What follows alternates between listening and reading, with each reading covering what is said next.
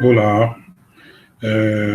Primeiramente, quero agradecer a atenção de todos e todas ao longo dessa apresentação, com essa videoaula sobre psicopedagogia, né? Hoje nós vamos trabalhar aí a questão da intervenção no trabalho psicopedagógico, também uma diferenciação e, ao mesmo tempo, uma discussão sobre essa diferenciação em relação à psicopedagogia clínica e institucional, né, e de modo mais contundente trabalhar a questão mesmo da abordagem institucional, tá ok? Então, agradeço mesmo a participação dos nossos alunos aí da pós-graduação em psicopedagogia, que nós possamos, ao longo da apresentação, ter um aproveitamento satisfatório, e depois nós teremos um tempo aí bem oportuno para dirimir as dúvidas que acaso venham a ocorrer, assim como aprofundar questões que a turma, porventura, veja como necessidade de aprofundamento. Antes de mais nada, gostaria de me apresentar. Meu nome é Alex, sou professor da rede pública e também da rede particular de ensino. Já trabalhei tanto da educação básica como na educação superior, e hoje nós estamos aí com os cursos de pós-graduação. A minha formação, ela passa, enquanto graduação, pela filosofia, sociologia e pedagogia. A minha especialização, assim como vocês estão fazendo agora, a minha especialização foi em psicopedagogia. Também eu tenho mestrado em educação pela Universidade Metodista de São Paulo, ok? Então, assim, gostaria muito que todos ficassem à vontade para colocar comentários, para que possam fazer anotações e depois, no momento de discussão em grupo, a gente possa apresentá-las e discuti-las da melhor forma possível, assim como aprofundá-las. Bom, eu não vou ficar o tempo todo na tela com vocês.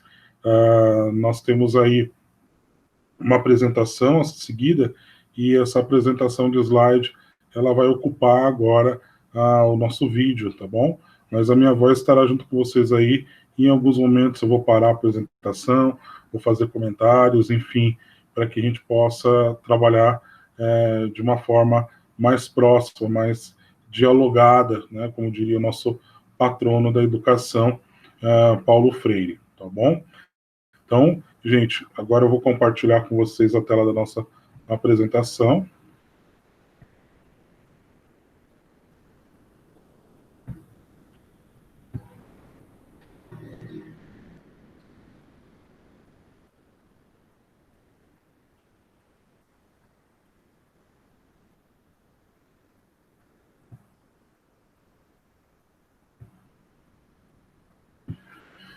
Como mencionado anteriormente, eis aí a nossa apresentação, né, o início, o primeiro slide.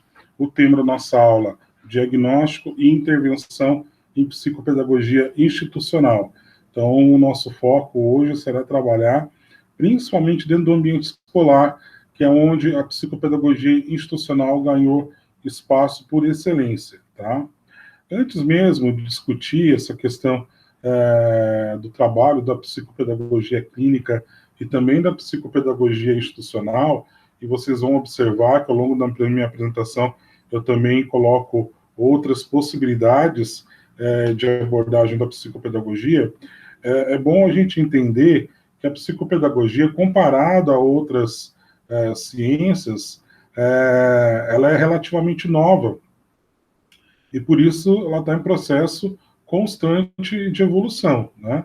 E essa evolução, nos dias atuais, aponta o enfraquecimento dessa discussão sobre essa divisão entre clínica e institucional, né? Na verdade, hoje, boa parte dos teóricos em psicopedagogia, eles trabalham com uma fusão entre essas duas principais vertentes, né? Vocês poderão observar ao longo da apresentação que existem outras, mas as duas mais discutidas são a clínica institucional, de modo que quem faz clínica não deixa de tocar no aspecto institucional.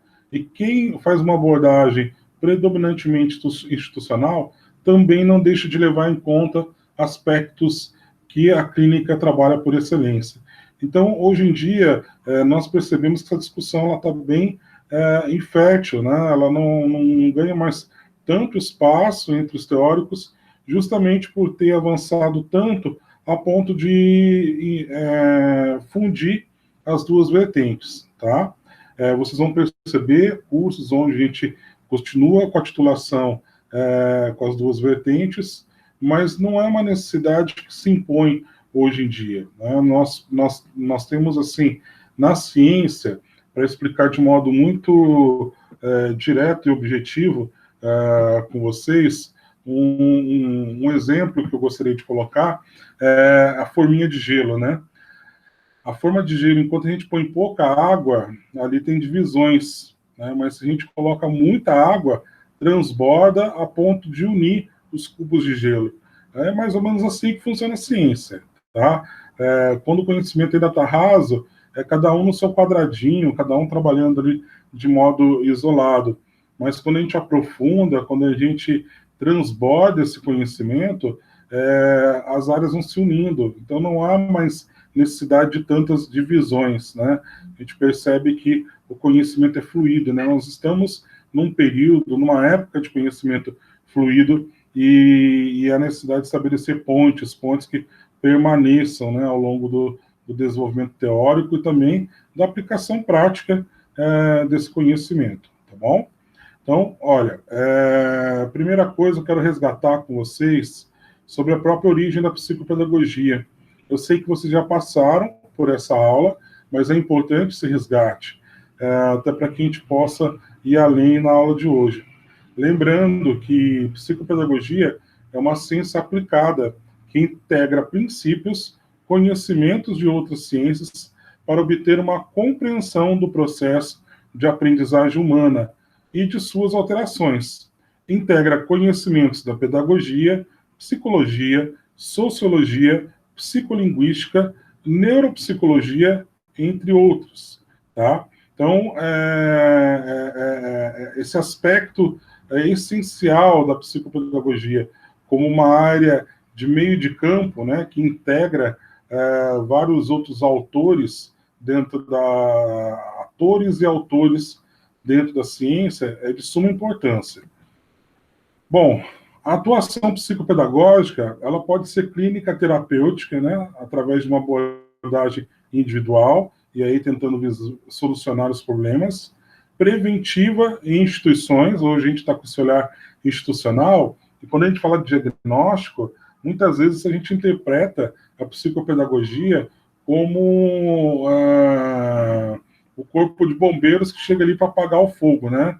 Diante de uma dificuldade crônica de aprendizagem, aí sim o psicopedagogo teria um papel. Essa visão ela já é ultrapassada, ela já não corresponde à necessidade de trabalho. Hoje o psicopedagogo, eu diria que ele tem muito mais valia no trabalho institucional como prevenção do que necessariamente partir para um socorro diante de algo que já está estruturado de defasagem cognitiva e, sobretudo, de aprendizagem, né? Então, esse olhar é importante de resgatar. Institucional, a instituição é o paciente, também tem caráter preventivo. Isso é um ponto importante. No institucional, eu não estou trabalhando só o aluno. Eu trabalho o aluno, obviamente, trabalho com a família, mas até aí a clínica também trabalha. A clínica trabalha o aluno, que ali no caso seria o paciente, e a sua família. Porém, na institucional, entra outros aspectos que o psicopedagogo deve trabalhar. O professor, sobretudo, né, aquele professor regente, seja ele multidisciplinar ou especialista, mas é aquele que está cotidianamente com os alunos, tá? Então, esse professor é de suma importância que seja trabalhado no sentido de apoio, tá? Nem tanto de fiscalização. Não é nesse sentido. É de dar apoio mesmo a esse profissional dentro da escola. Os gestores, a própria comunidade escolar é objeto de trabalho, tá, do psicopedagogo. Ou seja, ele vai ter múltiplas interfaces de abordagem para que esse aluno alcance sucesso através da intervenção do psicopedagogo, ok? Bom, nós também temos a área de pesquisa. Gente, essa parte é muito importante. Muitas vezes o psicopedagogo, o estudante de psicopedagogia, ele vai, se prepara, obtém a titulação de psicopedagogo, já vai para campo e esquece de publicar aquilo que ele tem como boa prática. Não deixem de fazer isso, tá? É muito importante. Ciência se faz compartilhando conhecimento. Esse conhecimento tem que ser público. Então, algo que eu deixo aí já como recomendação importantíssima após a formação de vocês, já no trabalho em campo, nas escolas, ou na clínica, enfim, que vocês publiquem aquilo que vocês alcançam de êxito. Não só o êxito, também aquilo que não foi exitoso. A gente fez toda uma caminhada e não encontramos êxito. Por quê? Nós partimos da ideia de que ciência se desenvolve também e, sobretudo, com o erro. Tá? Precisa ter margem para erro na ciência. Se não tem margem para erro na ciência, ela fica manca, né? Ela deixa de ser ciência, ela pode ser dogmática. E aí não é interessante para a ciência ganhar um escopo, uma aparência dogmática. Tá? Ela precisa sempre carregar a margem do erro, tá bom? Essa é a característica da ciência. Bom, na continuidade aqui, de um modo geral, a psicopedagogia é um campo de conhecimento e atuação que trata do processo de aprendizagem humana e de suas dificuldades, seus padrões normais e patológicos. Essa questão de normal e patológico eu vou trabalhar bem com vocês, tá? Porém, antes de mais nada, eu gostaria de deixar uma advertência importantíssima aqui agora. Num parecer psicopedagógico, jamais escrevam lá ou usem na conversa com os pais, professores, enfim, qualquer pessoa, que o sujeito em questão ele é normal. Gente, normal ninguém é, né? Nós temos que trabalhar com essa ideia. Para a psicopedagogia, mais ainda, nós não podemos usar a palavra normal.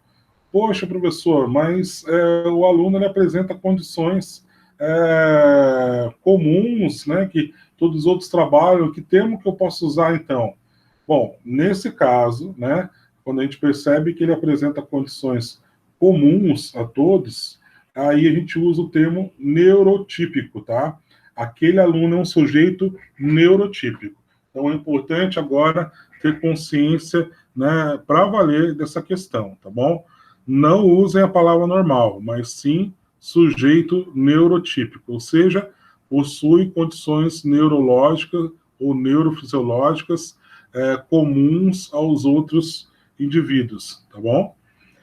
Bom, considerando a influência do meio também, né? Família, escola, sociedade, no seu desenvolvimento, utilizando procedimentos próprios, tendo, portanto, um caráter preventivo e terapêutico, tá bom? A psicopedagogia clínica, né, que não é o nosso alvo hoje, mas é importante defini-la aqui até para ter um contraponto com a institucional, embora essa discussão, como eu mencionei anteriormente, ela já não ganha mais tanto fôlego, ela tem por objetivo identificar, analisar, planejar e intervir através das etapas de diagnóstico e tratamento. Para tanto, o profissional deverá estar preparado para atender crianças ou adolescentes com problemas de aprendizagem, atuando na sua prevenção, diagnóstico e tratamento clínico. O psicopedagogo clínico, né? Este profissional deve também estar preparado para administrar possíveis reações negativas da criança frente a algumas tarefas, tais como resistências, bloqueios, sentimentos, lapsos. É importante tentar chegar o mais próximo possível da realidade da criança e do adolescente, tão criticados por não corresponderem às expectativas dos pais, colegas e professores. Nesse sentido, verifica-se que, além de ajudar a criança ou o adolescente a encontrar a melhor forma de adquirir a aprendizagem, é fundamental que o psicopedagogo conheça o que o sujeito aprende, tá? Eu diria que a clínica, nesse sentido, que a discussão, a separação entre clínica e institucional, ela perde fôlego, né? A clínica também não pode ficar fechada ali na sua torre de marfim, ela tem que conhecer a escola, ela também tem que conhecer o currículo que está sendo aplicado, né? O currículo oculto, aquele que não está instituído, não está nos documentos, mas tem que ser aplicado dentro da escola. Então, tudo isso é importantíssimo, tá? Para que o trabalho na clínica tenha avanço. A institucional, que é o nosso foco de hoje, tá? Ainda mais com a questão da intervenção, que nós veremos mais à frente. No contexto escolar, ou seja, na psicopedagogia institucional, pretende oferecer ferramentas de melhoria das condições do processo de ensino-aprendizagem. Veja bem, gente, ensino-aprendizagem são palavras que sempre estão juntas na educação, tá? Eu até coloquei um hífen unindo elas aí. Em alguns documentos mais antigos, vocês vão encontrar essas palavras separadas, mas numa atualização mais coerente com a educação, nós vemos que não tem como separar, né? Não tem como falar que eu ensinei, mas a pessoa não aprendeu. Isso não existe, tá? Seria o mesmo que dizer que eu vendi o meu carro, porém a pessoa não comprou. Se o outro não comprou, se não teve um comprador para o carro, eu não vendi. E a mesma coisa ocorre com a aprendizagem. Se eu ensinei, mas o outro não aprendeu, esse ensino não teve o seu término. Tá? Não estou tirando aqui o mérito, o esforço de cada professor, de cada professora, diante das N tentativas que ele promove, sobretudo agora, nesse tempo de distanciamento social, de teletrabalho. O professor está tendo que se reinventar. Ele precisa adquirir habilidades do dia para a noite, das quais ele não aprendeu na graduação ou em outros cursos de especialização. Ele está precisando se reinventar. Porém, mesmo com todo esse esforço, para que o ensino tenha uma concretude, ele precisa ter como concretude também a aprendizagem. Isso é importantíssimo. Por isso que essas duas palavras, elas estão interligadas, tá? Bem como para a prevenção dos problemas de aprendizagem, por meio de técnicas e métodos próprios. O psicopedagogo possibilita a intervenção psicopedagógica visando a solução de problemas de aprendizagem em espaços institucionais, juntamente com toda a equipe escolar. Se mobiliza na construção de um espaço adequado às condições de aprendizagem, de forma a evitar comprometimentos. Elege a metodologia e a forma de intervenção com o objetivo de facilitar e ou desobstruir tal processo. Gente, é muito importante esse diário de bordo na vida do psicopedagogo institucional, principalmente no que diz respeito às intervenções. Vocês vão perceber que as tentativas, elas precisam estar respaldadas pela ciência. Não pode se basear no achismo, né? Porque eu vi fulano fazer e tal. Ok, se outro colega fez e teve êxito, procure saber com ele quais foram as bases metodológicas, científicas que ele utilizou. Se não foi por aí, não se arrisque a partir para um achismo. Psicopedagogia é ciência, ela não é achismo, tá, gente? Isso é muito importante para a valorização da nossa profissão. Porque, do contrário, se você continua atuando com métodos completamente desligados de procedimentos científicos, não há por que ter um psicopedagogo. Qualquer pessoa imbuída aí de uma pseudo-intuição em relação à aprendizagem poderia dar conta desse processo. Então, para salvaguardar o seu profissionalismo, a sua área do conhecimento, a sua titulação e, sobretudo, o valor dos seus métodos de intervenção, valorize a ciência, tá? Psicopedagogia é uma ciência, com certeza. E aí, psicopedagogo institucional, né? Ou profissional da psicopedagogia institucional. Dentre esses pressupostos, procura-se conviver e observar uma forma de direcionar a prática psicopedagógica como uma ação sustentada em teóricos, aquilo que eu já havia dito anteriormente. Foi pensando nesse enfoque que fornecemos informações e práticas para abordar, na visão psicopedagógica, as condições de escuta, construindo um olhar que possibilite o conhecimento de sintomas para análise dos mesmos, buscando soluções para os problemas estudados. Bom, gente, isso aqui seria uma possibilidade de trabalho em grupo que nós podemos viver através de atividades extra classe, enfim, grupos de estudos que vocês venham a montar, tá?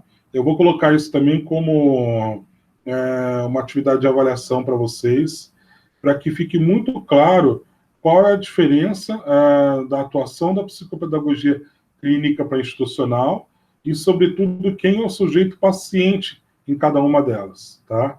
Eu já dei dicas preciosas, acho que verbalizei escancaradamente quem são esses sujeitos, mas é bom reforçar isso sempre para que vocês tenham aí um fundamento sólido em relação à psicopedagogia institucional e a sua intervenção, que é um desdobramento desse fundamento sólido.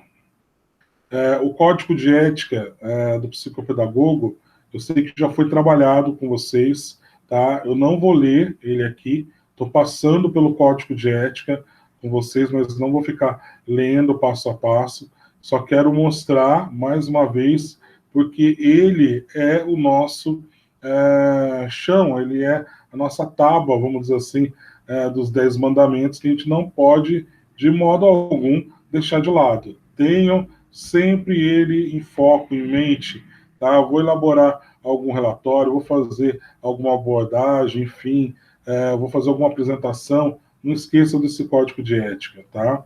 E aí com seus artigos, né, capítulos, enfim, vai deixando muito claro. Psicopedagogia, ela precisa do seu respaldo legal, né, até para ter uma característica científica. E no próprio Código de Ética fala das publicações científicas que eu comentei com vocês anteriormente, né? Questão de honorários, enfim, o cumprimento, na observância desse código, o que implica o não cumprimento. Por isso que é importante que a gente não caia no achismo, né, nesse processo todo, tá? Esse não cumprimento, ele tem um preço a ser pago, tá bom? Bom, gente, agora eu gostaria de deixar com vocês aí, até dar uma paradinha, tá? Para que vocês analisem qual figura é diferente de todas as outras. Vou dar um tempinho para que vocês reflitam, né? Então, eu tenho aí, a partir dessas figuras, a A, a B, a C, a D e a E. Observem e deixem anotado até para que a nossa mente não caia num processo de auto-engano. Deixa anotado aí qual foi a alternativa que vocês escolheram, tá?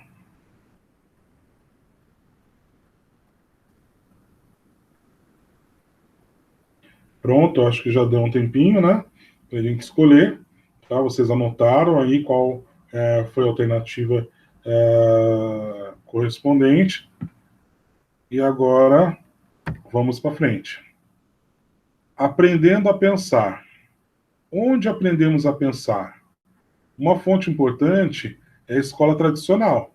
Vejam bem, escola tradicional não está ligado necessariamente com aquela estrutura antiga de escola, tá? Nós temos estruturas de um passado aí de décadas atrás que até eram mais de vanguarda que algumas estruturas hoje. Então, não necessariamente está ligado a equipamentos ou uma arquitetura mais arrojada de uma escola. Nós temos um tradicionalismo que muitas vezes impera em alguns currículos e cotidianos escolares, tá? Então, lembrar que não necessariamente porque nós estamos aí em 2020 que não existe mais essa escola tradicional. Através da educação, você aprende o que é certo e o que é errado. Aprende muitas das coisas que usamos para conhecer o mundo em que vivemos. Isso é um ponto de discussão também, né? Nós não valorizamos a dúvida na educação.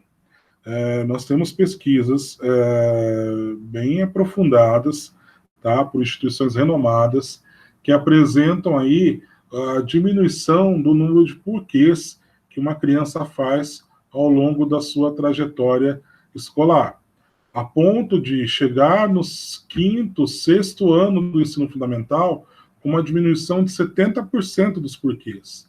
Ou seja, a escola, que deveria, por excelência, instigar a curiosidade humana, né? E essa curiosidade ela é regida com os porquês, ela acaba tolhindo isso, né? Ela acaba ceifando essa habilidade, né? A pergunta é uma habilidade. Uma pergunta bem feita, hoje em dia, é raríssima. Ontem eu me deparei com um meme na internet, onde falava lá que os alunos são proibidos de buscar resposta na internet, mas os professores podem buscar perguntas na internet. Isso é provocativo para a nossa área, né? É muito provocativo. No seguinte sentido, qual a capacidade de formular boas questões? Qual a nossa capacidade de formular questões aí assertivas que levam a pessoa a refletir na hora de uma avaliação? Lembrando que a avaliação é uma culminância da aula e não um momento de terror de uma aula, ela não deveria ser encarada dessa maneira. Uma pergunta, ela deveria se debruçar sobre aquilo que foi ofertado ao aluno enquanto aprendizagem, jamais como uma pegadinha daquilo que foi falado de uma maneira muito rápida, ou que a gente percebeu que naquele momento a turma não estava prestando atenção, então é aí que eu vou pegar. Jamais deveria ser assim, né? Embora, infelizmente, eu reconheça que acontece, né? Então, gente, refleti muito sobre essa questão, tá bom? Ah, aprende onde buscar. Também nós temos que pensar que a aprendizagem ela se debruça de onde buscar informações, a que tipo de ideias prestar atenção e como pensar sobre elas. Né? Em tempo de fake news, é uma aprendizagem vital. Em resumo, a educação fornece muitas das respostas que usamos para compreender o mundo. Né? A compreensão do mundo é a janela que nós construímos para esse olhar. Se foi uma aprendizagem muito raquítica, vamos dizer assim, essa janela vai ser minúscula. E a visão sobre o mundo também acompanha essa abertura minúscula. Mas se nós conseguimos expandir essa aprendizagem, com certeza nós teremos uma bela abertura de janela e uma bela abertura para conhecimento do mundo. E por falar em educação, como você se saiu no exercício das 5 figuras? Bom, se você apontou a figura B, parabéns, você escolheu certo. A figura B é a única que só tem linhas retas. Então, o pessoal da figura B ficou muito feliz e os outros talvez aí carreguem uma temporária decepção. Temporária por conta do próximo slide. Pode ser que você escolheu a figura C, porque ela é a única assimétrica. Se for isso, C também é a resposta certa. Então, B e C aí até agora, né, meus parabéns. A figura A também pode ser defendida, pois é a única que não tem pontos de ruptura. Portanto, a A é a resposta certa. E que tal a D? Só ela tem uma linha curva e uma linha reta. Portanto, D também é uma resposta certa. E a figura E? Ela é a única que parece um triângulo euclidiano. Também é a resposta certa. Gente, vocês devem estar pensando, poxa, esse professor está brincando aí com a nossa cara, né? Como assim? A gente se coloca aí a ver um vídeo de 1 hora, né? é um trabalho grande nos tempos que nós vivemos, uma concentração para o vídeo de 1 hora, e aí vem com brincadeiras. Na verdade, é uma brincadeira, mas acima de tudo é algo muito sério, né? A gente muitas vezes quer validar somente aquela resposta que eu elegi como correta. Quando se trata de psicopedagogia, as respostas corretas elas são múltiplas, variadas, diversas.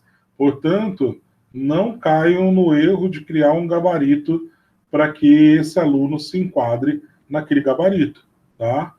O gabarito vai ser construído, tá? A resposta correta vai ser construído juntamente com o aluno, com seus familiares, com a comunidade escolar. É a partir daí, a partir da circunstância e do eu do aluno, é que nós conseguimos desencadear esse processo de respostas mais assertivas. Em outras palavras, todas são certas, dependendo do ponto de vista. A nossa educação tradicional, por isso que eu falava de educação tradicionalista antes, ela objetiva ensinar as pessoas uma única resposta certa para tudo, um único jeito de ser. Mas nós percebemos claramente, e a psicopedagogia ela tem essa missão, ela tem essa defesa já no seu código de ética, que não há um único jeito de ser, não há um único meio de aprender.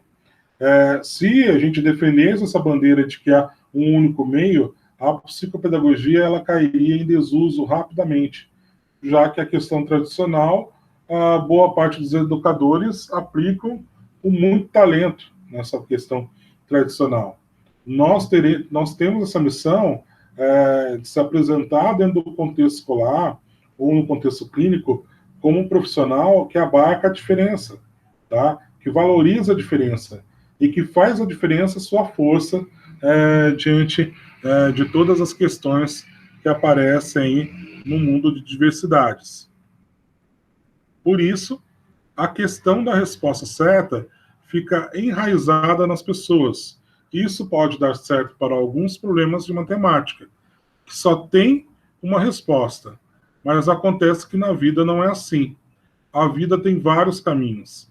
Depende do que você está procurando.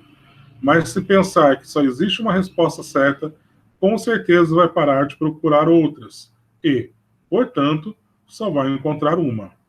O que isso, tudo que eu estou falando com vocês agora, tem a ver com psicopedagogia. Quando falamos em uma avaliação de seres humanos, qual a resposta certa? Qual é o jeito certo de ser? Qual é o jeito certo de aprender, de ensinar? O que é normal? O que é patológico? Ou seja, o que é da área da saúde enquanto doença e por aí vai, né?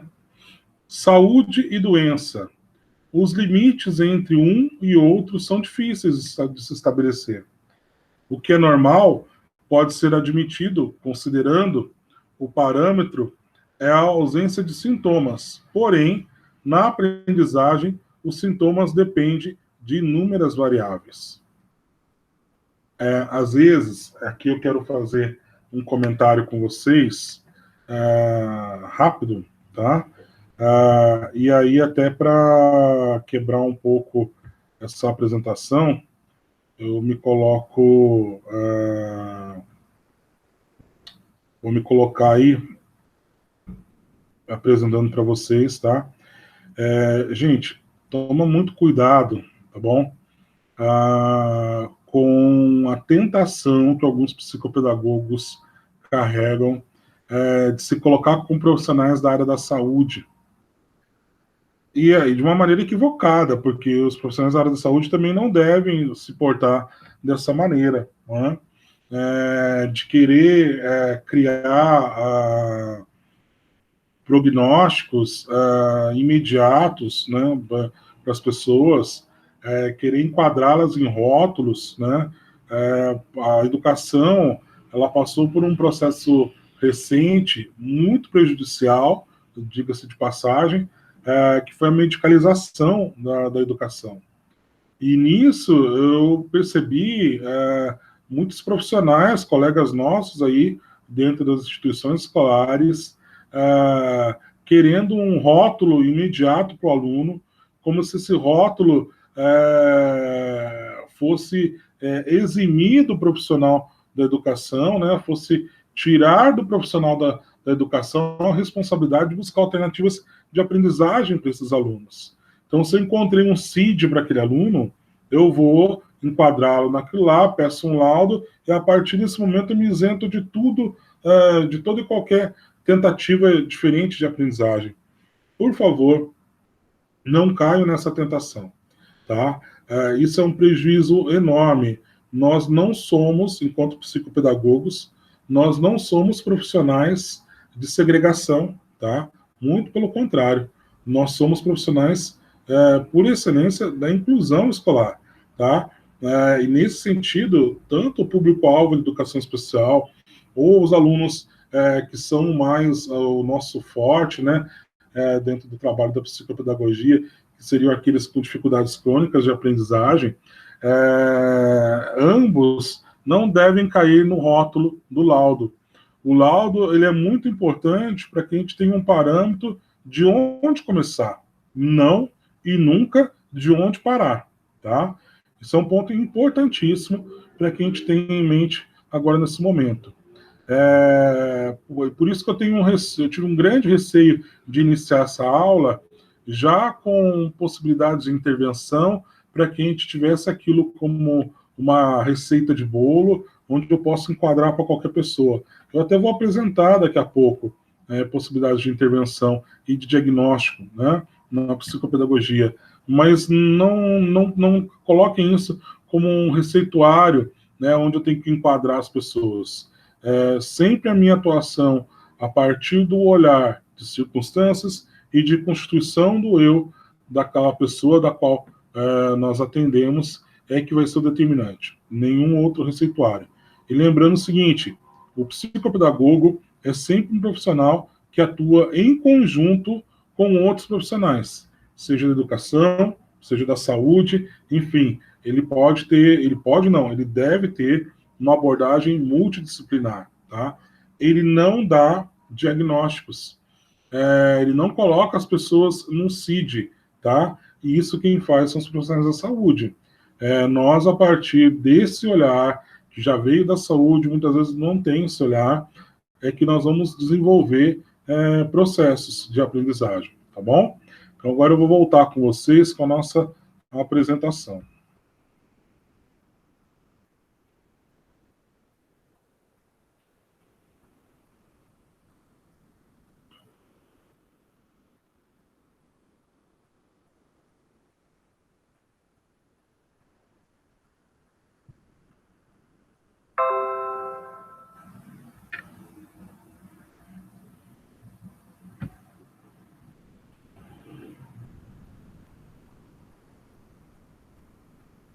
Vamos lá.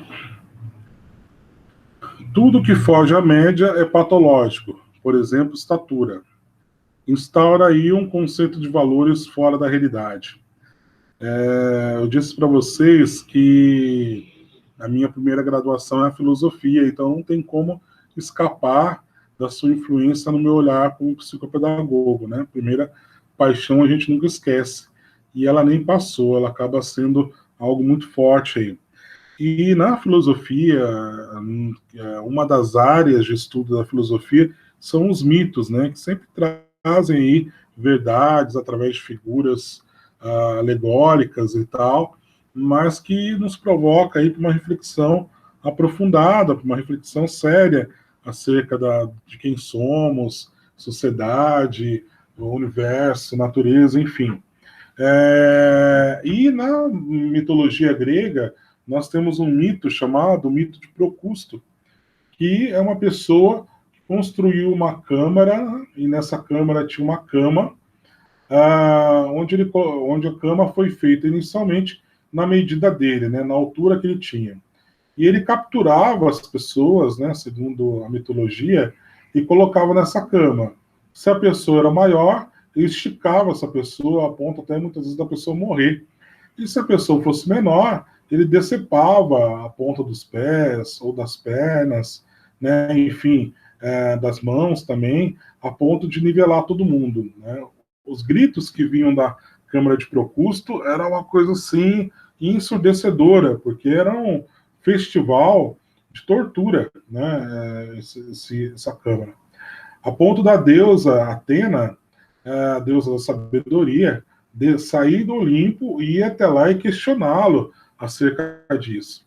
E ele respondeu a Atena o seguinte: olha, eu estou fazendo o que vocês tanto pedem enquanto deuses do Olimpo, que todos sejam perfeitos, né, que todos sejam iguais, enfim, é isso que eu estou fazendo.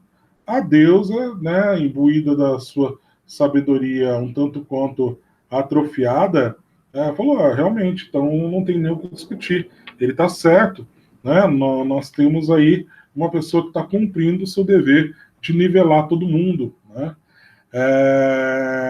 E eu vou agora voltar para o meu cantinho do Olimpo. E as torturas continuaram, até que Teseu, herói da mitologia grega, vai atrás do Procusto, acaba com aquele festival de tortura e coloca Procusto na própria cama em que ele fabricou. E quando se coloca o Procusto lá, percebe que nem o próprio Procusto tinha o tamanho ideal da cama. Então vamos pensar muito bem se aquilo que a gente está colocando como ideal, primeiramente serve para a gente, né? Serve para o sistema educacional do qual nós somos formados. Depois, vamos parar para pensar nas particularidades de cada pessoa. Psicopedagogia não é a ciência do nivelamento, tá bom? Não vamos cair nesse erro. Normal é como um processo dinâmico, capacidade na busca de um equilíbrio perdido, tornando-se o cuidado de não reduzir o conceito a uma aceitação e submissão das exigências locais. A Pato, que é uma psicopedagoga de mão cheia, né, Maria Helena Pato, ela diz o seguinte: num contexto de opressão e repressão generalizadas, é impossível determinar quem são os portadores de problemas de ajustagem e aprendizagem decorrentes de uma dinâmica pessoal ou interpessoal.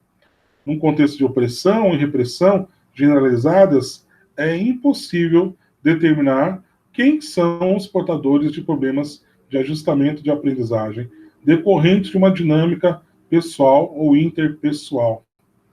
Assim, não podemos negar a existência de distúrbios, porém, esses não chegam a 1% da população. É algo que eu sempre falo no que diz respeito à descalculia. Houve um período também em que as pessoas começaram a prescrever a torta e direita, falando que a criança lá tinha descalculia. Gente, nós temos uma questão séria, seríssima, em relação à problemática de ensino e aprendizagem de matemática no país. Isso desde a educação infantil, passando pelos anos iniciais, ensino fundamental e até chegar num resultado vergonhoso no ensino médio. É uma questão generalizada, que remonta os próprios cursos de pedagogia. Quantas horas do curso de pedagogia, tá, na faculdade de pedagogia, são destinadas a práticas e teorias sobre o ensino de matemática? Nos melhores cursos, a gente vê uma carga horária lá de 200 horas, 250 horas, não passa disso, né? É pouquíssimo para um profissional que muitas vezes nem sabia que teria matemática na pedagogia. Percebo isso com algumas alunas que eu tive quando eu lecionei nos cursos, nas graduações de pedagogia, que naquele momento em que se apresentava a grade curricular, né, logo nos primeiros dias de aula, a sensação de surpresa era visível, né? Nossa, mas nós teremos matemática? Sim, terão matemática.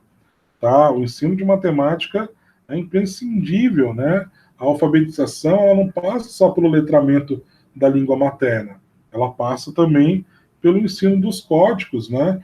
Pelo raciocínio lógico que a matemática oferece por maestria. Então, nós temos aí uma defasagem absurda em relação ao ensino, à ensinagem, né, de matemática. É importante evitar rótulos apressados e procurar analisar os diferentes condicionantes. É importante ao educador aprender a lidar com a diferença humana, sobretudo o psicopedagogo. Né? Como respeitar a diferença? Respeitar a diferença não pode significar deixar que o outro seja como eu sou, ou deixar que o outro seja diferente de mim, tal como eu sou diferente do outro, mas deixar que o outro seja como eu, e não seja como eu não sou. Deixar que ele seja como outro, que não pode ser eu, que eu não posso ser, que não pode ser um outro, eu. Significa deixar que o outro seja diferente, né? Bom, a palavra-chave é essa, ser diferente, tá bom? A forma como a escola lida com os alunos e a forma como os adultos lidam com as crianças determinam suas identidades. A construção da identidade está pautada em como aprendemos, como uma diferença a ser valorizada, ou como algo ruim pode ser negado, escondido, patologizado. As diferenças humanas, gente, não são dadas como naturais, mas sim socialmente construídas. Exemplo, as diferenças de inteligência compreendida em contextos urbanos e em contextos rurais. Aliás, desde a década de 90, a gente tem aí as múltiplas inteligências batendo a porta da educação. Às vezes a educação está resistente nessa abordagem, às vezes não, eu diria que infelizmente na maioria dos casos, não dá abertura para o potencial da teoria das múltiplas inteligências, né? Então isso é triste, tá? Aí citando Marx, não é a consciência do homem que lhe determina o ser, mas ao contrário, o seu ser social que determina a consciência, né? Ou seja, nunca podemos deixar de levar em conta as questões do entorno, da sociedade, para analisar uma pessoa, tá bom? Historicamente, nós temos tratados aí que nos fortalecem nessa luta, tá? Em rumo à diversidade.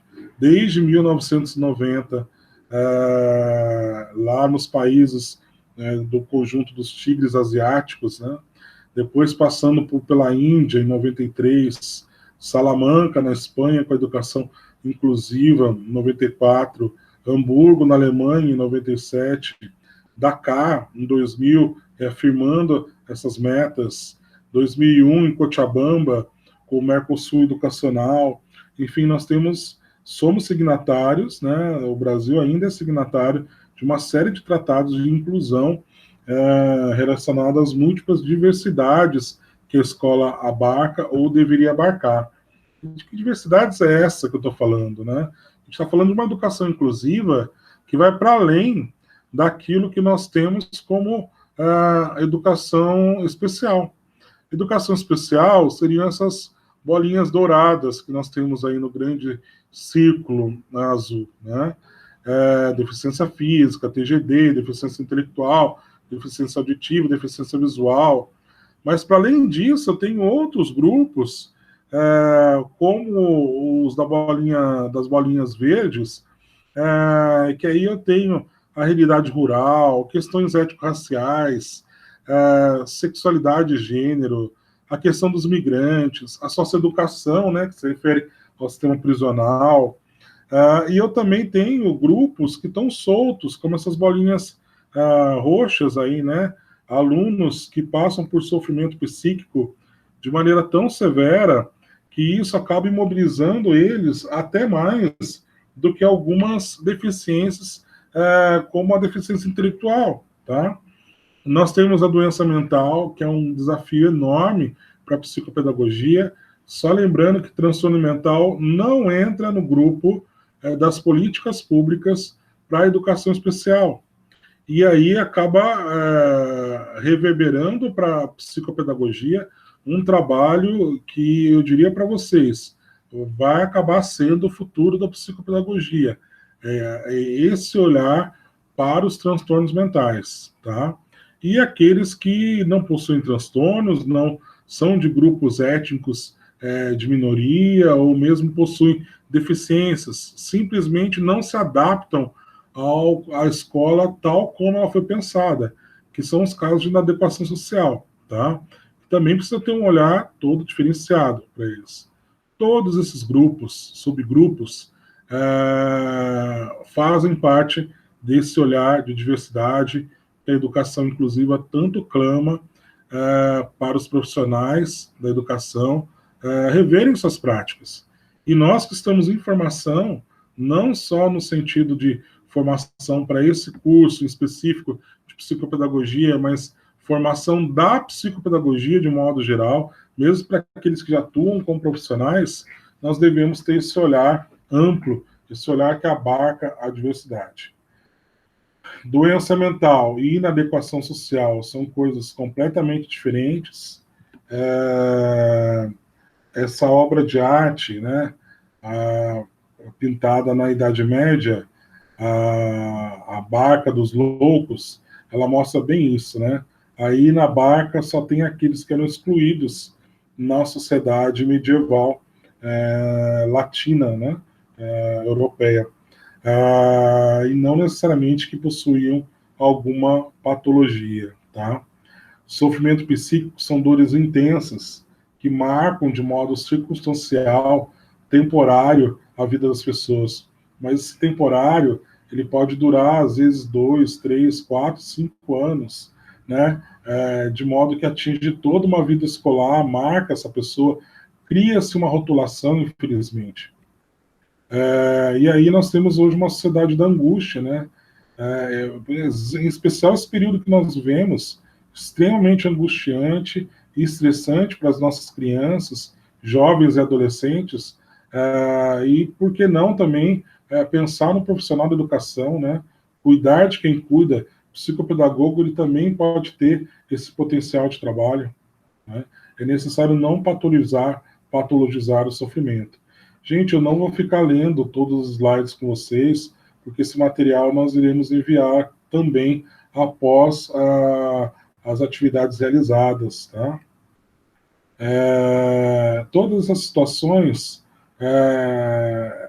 acabam apontando e reforçando o apoio de grupos como família, trabalho, amigos, nesse processo de aprendizagem, tá? Diante de perdas, frustrações e por aí vai, tá bom? Bom, eu vou passar rapidamente com vocês aqui, lembrar que essa ideia de loucura, ela tem visões diferentes, concepções diferentes ao longo da história. Aqui a gente pode ter um olhar breve sobre isso, né? Quem eram os loucos em cada período da história. Essa apresentação vai ficar com vocês depois, fica aí como uma atividade complementar, tá bom? As ciências que abordam a loucura, psiquiatria, psicanálise, psicologia. Eu estou aqui citando a loucura, gente, mas a gente poderia estar colocando outras questões. Aqui é só um exemplo. E dentro da loucura, né, dentro dessa questão de loucura, vou pegar 2 casos bem comuns que quando chegam nas escolas, o pessoal fica assim em pânico, em especial o segundo, né?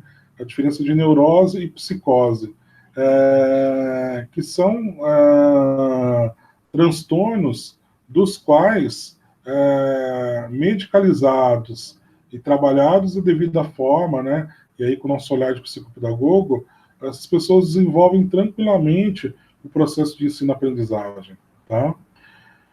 Bom, e aí, o atendimento psicopedagógico, né? Como compreender as diferenças, como lidar com esses padrões estabelecidos pelos testes, pelas escolas, pela sociedade? Qual o papel e a importância de uma avaliação psicopedagógica na escola? Lembrando que esse atendimento ele vai levar em questão contextos familiar, escolar, social, também a esfera do relacionamento, né, passando aí pelo familiar, escolar, social também, e aprendizagem cognitiva, linguagem, afetividade, tá? Problemas de aprendizagem nunca referem-se apenas a uma das dimensões. As outras esferas também estão correlacionadas a isso. A ação psicopedagógica, seja no consultório ou na instituição, ao considerar a diferença como algo próprio do ser humano, pode contribuir para a emancipação desse sujeito e não atrofiar ele. Não é encontrar a diferença e fazer com que isso seja um atrofiamento, tá? Auxiliar e resgatar o prazer em aprender, né? Quantos alunos que hoje em dia acentuam essa questão da internalização do fracasso escolar e faz com que isso seja um bloqueio para nossas aprendizagens. Ou também pode carregar uma visão patologizante do sujeito, exercendo um papel político de exclusão, que é algo que nós, com certeza, não queremos, tá? Lembrando, né, essa questão emancipadora, os diferentes olhares para a aprendizagem, né, nós carregamos aí na psicopedagogia o olhar pedagógico, da psicologia, da medicina enquanto neurociência também, o olhar da sociologia, da psicanálise, da fonoaudiologia, da linguística, da história, entre outros olhares, tá? O cognitivo, ele vai estar levando em conta todas essas esferas, tá bom? Passando aí por questões como autoestima, autoconceito, autonomia, autoria de produção, independência, motivações básicas, capacidade de superar limites, relação com a falta ou frustração, desejo de aprender, prazer em aprender, organização, limites na ação social, tá? Bom, agora vamos lá para casos práticos de intervenção psicopedagógica, tá? Gente, o que eu faço? Utilizo jogos, o que faz de conta, e instrumentos psicopedagógicos específicos para o diagnóstico ou intervenção psicopedagógica com crianças e jovens. Os jogos é um instrumento excepcional para despertar esse prazer que nós falávamos antes lá na aprendizagem, e traz respostas fenomenais, né? Aí é importante ter conhecimento prévio, né? A anamnese ela vai ser um instrumento essencial para esse conhecimento prévio, conceituando a aprendizagem, dificuldade de aprendizagem e dificuldade de ensinagem, analisando casos, distúrbios de aprendizagem, diagnósticos de intervenção psicopedagógica, e aí sim nós podemos concluir que temos um conhecimento que vai passar por todas as esferas e trazendo aí o que é aprendizagem, o que é dificuldade de aprendizagem, o que é distúrbio de aprendizagem, né? Tudo isso, todas essas perguntas vão poder ser formuladas a partir do momento que eu levo em questão as anteriores, tá? Lembra que a gente comentou sempre de levar em conta a circunstância do aluno, então, e a formulação das perguntas? Formulação de certas perguntas, elas só vão ocorrer a partir de levar em conta todo esse contexto, tá? Que nós já mencionamos anteriormente. Tá? A aprendizagem é o processo que se realiza no interior do indivíduo e se manifesta por uma mudança de comportamento relativamente permanente. Tá? 3 características do bom aprender: uma mudança duradoura, né? E transferível para novas situações. Gostaria de fazer um comentário sobre esses 2 pontos. Primeiro, não dá para a gente já logo de cara falar que a missão está cumprida, porque eu tive 2 ou 3 sessões em que o aluno demonstrou um avanço naquele processo que eu estou tentando vivenciar com ele. Não necessariamente, tá? Isso precisa ser verificado ao longo de um tempo bem maior, questão de meses. E também, se aquilo está acontecendo só lá no seu trabalho como psicopedagogo, mas não está reverberando em sala de aula, em processos familiares e por aí vai, também ainda não foi efetiva essa abordagem, né, essa intervenção psicopedagógica com o aluno, tá bom? E como consequência direta da prática realizada, tá? Por isso que essa prática realizada, ela só vai ter a sua efetividade a partir desses pontos aqui mencionados, tá bom? E aí, numa análise de caso, dados pessoais, criança com 6 anos e 3 meses, que é um exemplo fictício, tá? Filha única, ingressou na escola com proposta socioconstrutivista, com 2 anos e meio, educada, alegre, aparentemente inteligente. Gente, para saber a metodologia que a escola está usando, ou o currículo, enfim, não fique só na ideia de olhar o site da escola, caso tenha, né? Ou de pegar lá o plano político-pedagógico da escola, né? O PPP, e aí tentar encontrar um termo lá. Vamos para a prática, né? Vamos lá para o campo mesmo, vamos verificar o que ela está de fato, que linha de fato está sendo aplicada a ela. Infelizmente, existe uma distância enorme entre aquilo que se escreve em relação à aprendizagem e aquilo que se aplica no cotidiano escolar, tá bom? Mudanças significativas, troca de sala de aula, cidade, região, antes morava na região sul, depois mudou para a região nordeste, foi matriculada numa escola socioconstrutivista na turma do primeiro ano do fundamental, e o motivo da procura, né, por um psicopedagogo, a escola encaminhou porque tinha dificuldade de escrita, de concentração, alegando que poderia ser hiperativa. Então, a gente pegou aí a parelha educativa, né, para trabalhar com eles. O diagnóstico de escrita, né, trabalhando as hipóteses de escrita com a criança, tá, dentro do campo semântico e tudo mais. O diagnóstico do caso 1, dificuldade de ensinagem, vínculo inadequado com a escola. Mas que dificuldade é essa de ensinagem? É a falta de estratégias para estimular e proporcionar ao sujeito aprendente a capacidade de envolvimento e apropriação do objeto de estudo. Gente, só dá para chegar nesse tipo de conclusão na medida em que eu apresentei alternativas que a escola não estava apresentando nesse processo de ensinagem, tá? Do contrário, não tem como, se a gente ficar reproduzindo o que a escola já está fazendo, e aqui não é uma condenação em relação à qualidade do trabalho dos profissionais de educação, mas sim uma constatação de que nós aprendemos em ritmos e formas diferentes, tá?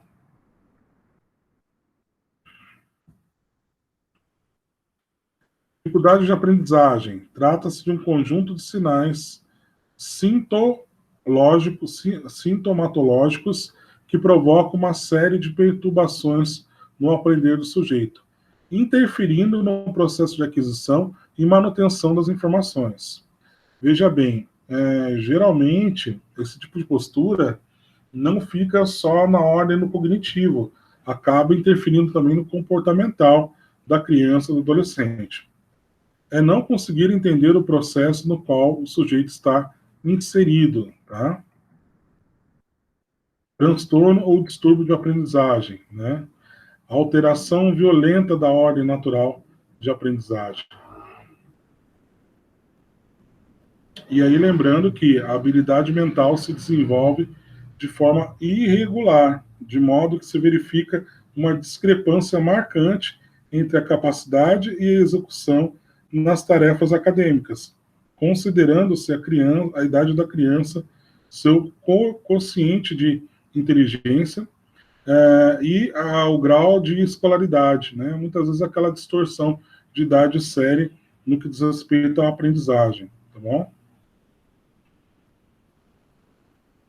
A habilidade mental se desenvolve de forma irregular, de modo que se verifica uma discrepância marcante entre a capacidade e a execução nas tarefas acadêmicas, considerando-se a idade da criança, seu quociente de inteligência e grau de escolaridade. Prevalência do transtorno de aprendizagem. Geralmente, essa prevalência ela atinge 4, 5% da população escolar, tá? Transtorno de leitura predominante, afetando cerca de 80% das crianças. Se essas forem acrescidas, as que apresentam TDAH, chegamos a um valor de 11%, tá bom?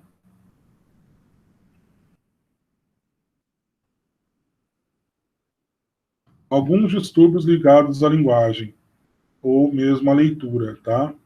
A alexia, impossibilidade absoluta de ler, que é raro a gente encontrar, tá? E o mais comum, a dislexia, né? O distúrbio, né? Alexia, uma insuficiência na leitura, e que pode se apresentar de várias maneiras, tá bom, gente? Hoje não é o caso a gente ficar aprofundando essas situações, mas é só que como um exemplo que pode ser abordado no caso de uma dificuldade de leitura, tá bom? Aqui nós temos uma definição mais demorada em relação à dislexia, tá?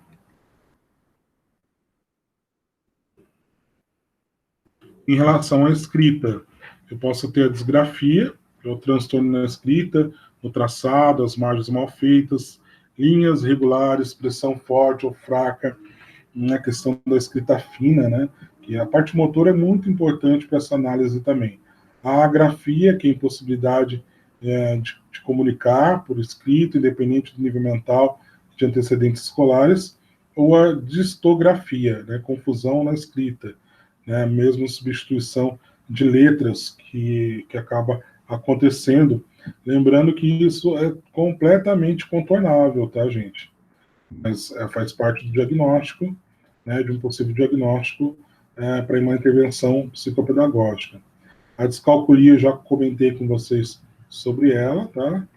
Já antecipei.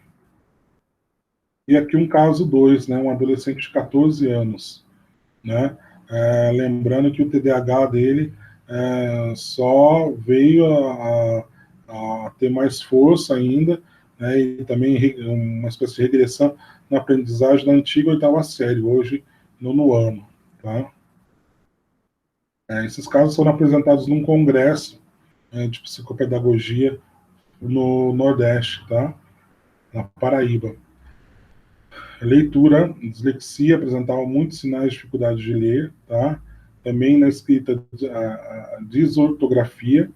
E o encaminhamento foi aí para um neurologista, lembrando que esse trabalho sempre é em conjunto, né? Para reavaliação do TDAH dele. E aí, definições sobre o TDAH, que vocês podem depois trabalhar com mais atenção com o material em casa, tá? Mas nós temos aí para que vocês possam ter uma referência, tá bom? E uma charge, né, sobre isso. O que está chamando a atenção do aluno, de fato? Sinais do TDAH. E lembrando que diagnóstico e intervenção pedagógica promove a melhoria das condições de aprendizagem e recuperação da autoestima e socialização de crianças, adolescentes, jovens e adultos, tá?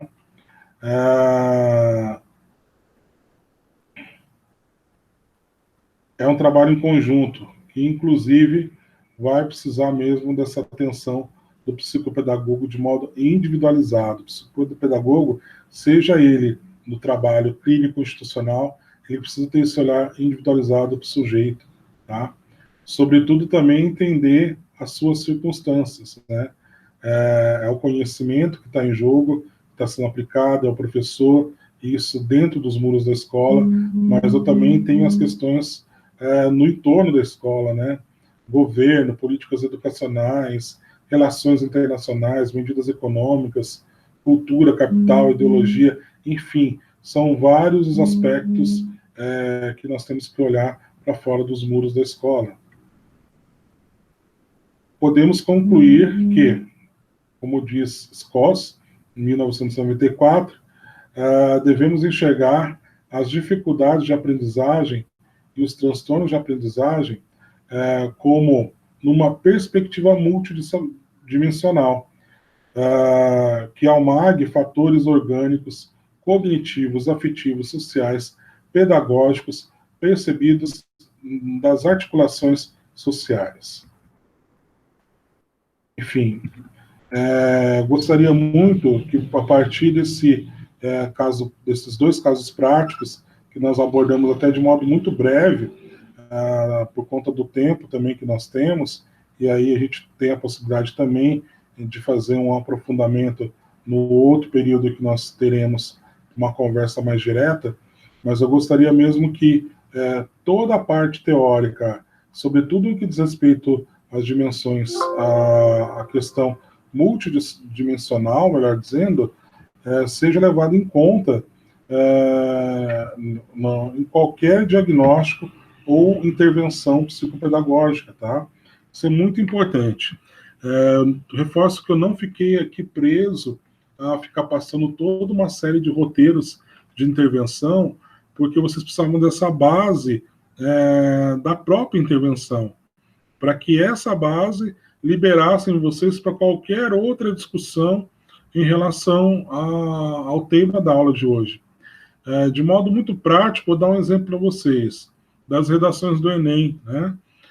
Nós tivemos uma série histórica de temas de redações do Enem que se dirigia a questões sociais relacionadas a minorias e por aí vai.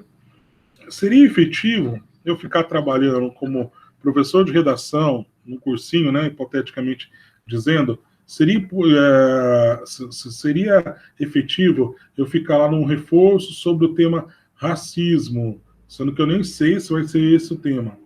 Um reforço sobre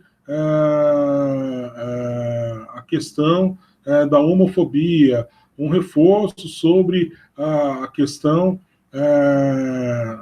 da desigualdade social e por aí vai, econômica, enfim. Seria efetivo isso? Ou seria mais efetivo eu ter uma abordagem ampla e panorâmica sobre direitos humanos, e aí eu consigo ter uma possibilidade de ponto de partida para todos esses outros temas que eu mencionei antes, né? Então, isso aí fica uma discussão. Com o nosso tempo curto, eu optei por isso. Eu quis dar uma base para que, a partir dessa base, as especificidades tivesse essa base sólida, entendeu? Então, qualquer outra questão mais minuciosa, a gente pode voltar a conversar na nossa 1 hora que nós teremos aí no sábado para tirar dúvidas, enfim, bater um papo e aprofundar, tá bom? Muito obrigado aí pela atenção de todas e de todos. Forte abraço.